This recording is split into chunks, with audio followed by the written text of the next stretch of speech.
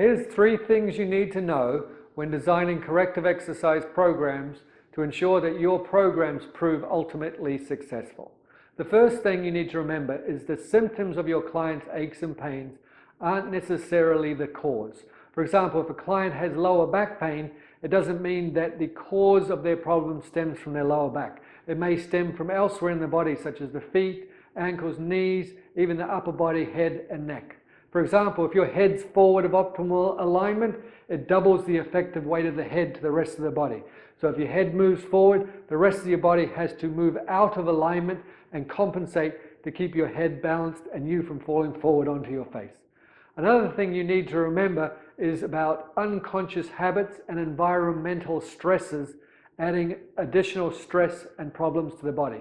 For example, imagine if you're typing all day long and using a mouse. If you're using the mouse on the right hand side, that's going to protract this shoulder blade, which means move it forward. It's going to internally rotate that arm, and it's going to slightly rotate you this way.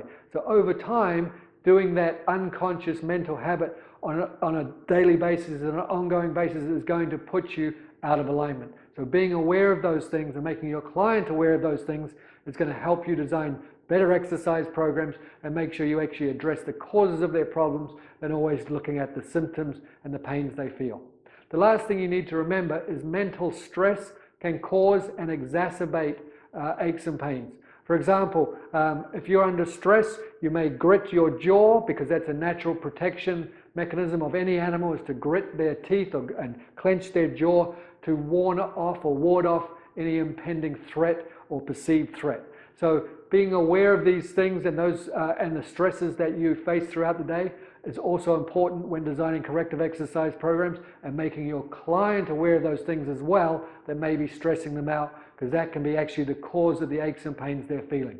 So just to recap, when designing corrective exercise programs, make sure that you are aware that symptoms don't always equal the cause, being aware of those unconscious habits or environmental stresses that may be causing or contributing to your client's aches and pains, and be aware that mental stress can add insult to injury and exacerbate underlying aches and pains.